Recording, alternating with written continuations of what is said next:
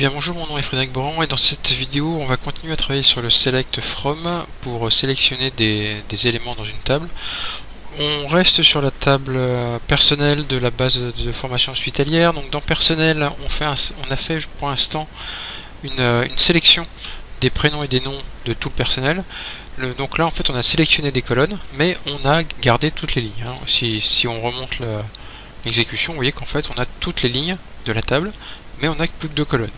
L'idée en fait ça va aller être de filtrer un petit peu les lignes, donc avec le filtre where que l'on a déjà vu dans les précédentes vidéos, notamment sur l'update et le delete. Donc ici par exemple on va lui dire de ne faire apparaître que les gens du service numéro 4, 5, du 2 tiens par exemple. Donc on va faire un where numéro de service égale 2.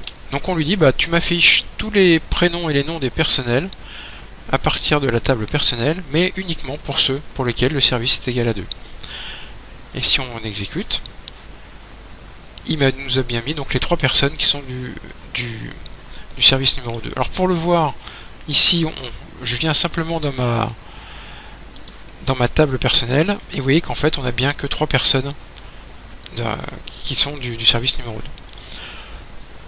2. Que vous dire d'autre sur le where? Alors maintenant imaginons qu'on veuille un peu plus compliqué, on voudrait le service numéro 2 et le service numéro 5 par exemple.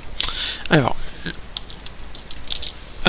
instinctivement on aurait tendance à écrire ça, service égale 5, d'accord, mais je veux les prénoms et les noms des gens qui travaillent dans le service 2 et service 5. Le problème c'est que si vous écrivez ça, vous demandez des gens qui sont à la fois dans le service 2 et à la fois dans le service 5. Alors, pour vous le montrer c'est facile, là il nous affiche rien. En fait on veut les gens qui sont soit dans le service 2 soit dans le service 5, et donc on travaille ici non plus avec un AND mais avec un OR.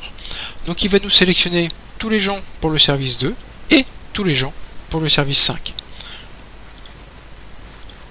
Et du coup maintenant on se retrouve avec 5 éléments, et si on regarde on en a bien 3 qui sont dans le service 2 et 2 qui sont dans le service 5.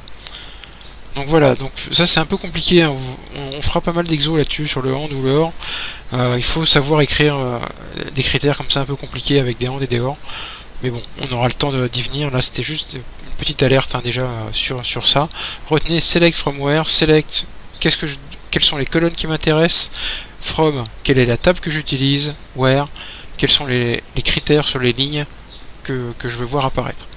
Voilà, donc je vous laisse vous abonner à ma chaîne, allez voir mon site où justement on va travailler là-dessus, et dans une prochaine vidéo on va commencer à regarder ce qui se passe lorsqu'on veut trier par exemple des informations.